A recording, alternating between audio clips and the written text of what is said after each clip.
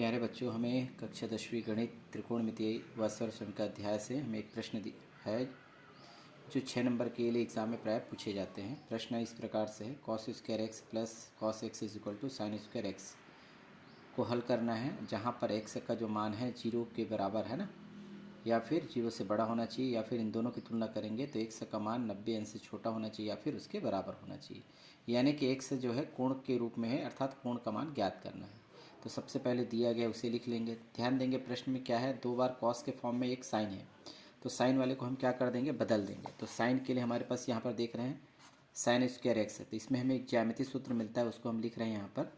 हम जानते हैं कि sine square x plus cos square x is equal to 1 ये होता है।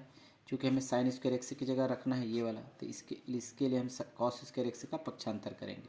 तो क्या लिख सकते हैं, sine square x is equal to cos square x का पक्षांतर करेंगे तो 1 पहले से मौजूद है और ये माइनस में चला जाएगा, ये इस तरह से। तो हम साइन स्क्वायर एक्स की जगह लिख सकते हैं 1 माइनस कॉस स्क्वायर एक्स। तो यहाँ पर हम रखेंगे आगे क्रम में, ये तो है चूँकि इसलिए जमा दिए हैं x square x plus cos x ये हो गया इस इक्वल टू, इसकी जगह रखेंगे 1 माइनस कॉस स्क्वायर एक्स। अब इस दोनों पक्ष है ना, दोनों पदों को हम क्या करेंगे, बाएं तरफ ले आते पक्षांतर करेंगे। तो कॉस स्क्वायर एक्स अपनी जगह है, इसकी जोड़ी ये है तो इसको अंदर ले आएंगे तो प्लस में आ जाएगा cos square x. Cos x अपने स्थान पर है यानी अपने पक्ष में है, और ये -1 है, अंदर लाएंगे तो +1 है तो -1 के रूप में अंदर आ जाएगा इज इक्वल टू 0। यहाँ पर आप देख रहे हैं cos square x cos square, बच्चे यहीं पर गलती करते हैं, ये 2 बार है। जैसे मान लेते हैं है ना, रफ कार्य करते हैं, x square plus x square को जोड़िए तो ये क्या होगा 1 1 यानी 2x स्क्वायर होगा, है ना। इसके सामने कुछ नहीं तो 1 है, इसके सामने कुछ नहीं तो 1 है, तो दोनों अंक जुड़ेंगे तो 2x स्क्वायर। वैसे ही यहाँ पर क्या होगा, ये 2 बार है, यहाँ पर कुछ नहीं तो 1 है, यहाँ पर भी 1 है, तो ये दोनों का योग होगा 2 कॉस स्क्वायर एक्स, यहीं पर गलती हो सकती है, plus cos x -1 is equal to 0।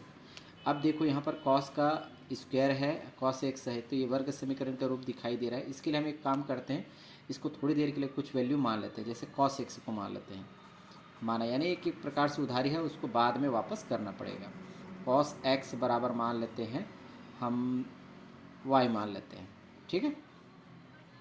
तो जहाँ कॉस एक्स लिखा है उसमें आप वाई का प्रयोग करेंगे, तो यहाँ पर होगा 2y स्क्वायर है ना, प्लस कॉस एक्स की जगह y -1 इज इक्वल टू 0। तो आपको क्या दिखाई दे रहा है, वर्ग समीकरण दिखाई दे रहा है।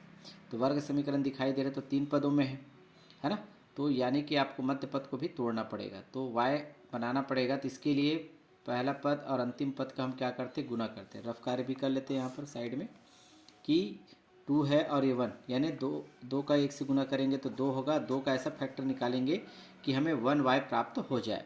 तो यहाँ पर 2 का पहाड़ा पढ़ते हैं, 2 एकम 2, तो 2 में 1 घटाएंगे तो 1 आएगा ही 1y। तो यहाँ पर हम इसको 2y 1y बना सकते हैं, प्लस की वैल्यू ज़्यादा, इसे प्लस रखेंगे इसे माइनस रखेंगे, यानी 2y में 1y घटाएंगे तो हमें क्या मिलेगा, y मिलेगा। तो y के स्थान पर हम क्या रख सकते हैं, 2y - y। तो इसे हम प्रयोग कर लेते हैं, 2y स्क्वायर और प्लस ये है आपका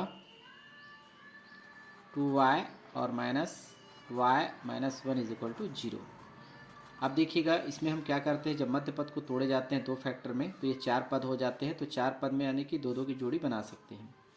इनमें से क्या बाहर निकलेगा, दोनों में 2 है यानी 2 बाहर निकल गया, y स्क्वायर y है तो y बाहर निकाल देंगे, तो क्या बचेगा यहाँ पर y, ठीक है, और प्लस का प्लस, यहाँ पर 2 और y दोनों बाहर निकाल चुके हैं तो यहाँ पर 1 बचेगा ही, क्योंकि 1 तो सभी में गुना के रूप में रहता ही है, तो y + 1 हो गया।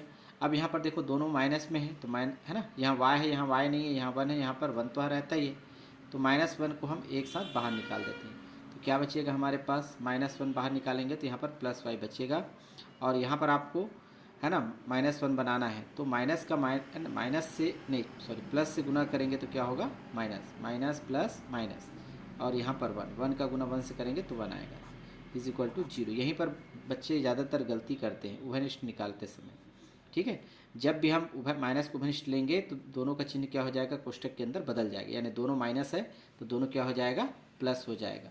इसको गुना करके देखेंगे, -1 का y से गुना करेंगे तो माइनस y, -1 का +1 से गुना करेंगे तो -1 होगा।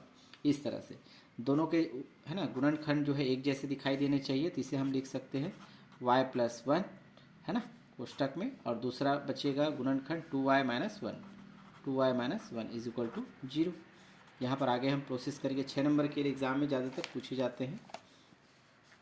तो ये y प्लस 1 भी 0 के बराबर होगा, तो इसको अलग अलग लिख सकते हैं, y प्लस 1 बराबर 0, या फिर हम लिख सकते हैं 2y माइनस 1 बराबर 0।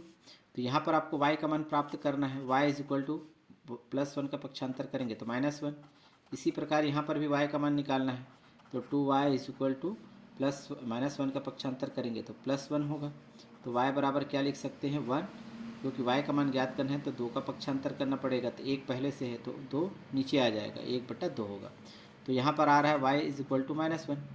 ठीक है, अब हम क्या करेंगे, इसे वापस करेंगे। कैसे वापस करेंगे, उधारे लिए थे cos x बराबर y, तो y की जगह हमें वापस क्या रखना पड़ेगा, cos x रखना पड़ेगा, है ना। तो यहाँ पर y की जगह रखेंगे cos x is equal to minus 1। चूँकि ये क्या है, ऋणात्मक मान है, तो ऋणात्मक मान संभव नहीं है, इसे हम क्या कर सकते हैं, छोड़ सकते हैं, या करके लिख सकते हैं y is equal to, y का मान हमें रखना है cos x, और cos x बराबर क्या है 1/2। तो cos में कितने डिग्री का मान 1/2 होता है, तो यहाँ पर आप देखेंगे cos x is equal to cos 60 degree का मान होता है 1/2। तो cos और cos क्या हो जाएगा, कैंसिल। इस प्रकार से x का बराबर क्या आएगा, 60 अंश। ये आपका क्या होगा, उत्तर होगा।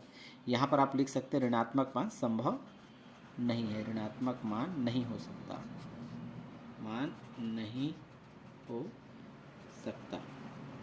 ठीक है, तो आपका अभीष्ट उत्तर आएगा x का मान 60 डिग्री। इस तरह से इस क्वेश्चन को सॉल्व किए जा सकते हैं। तो ध्यान देना है आपको, ये महत्वपूर्ण प्रश्न है, एग्जाम में कई बार ये पूछे गए हैं।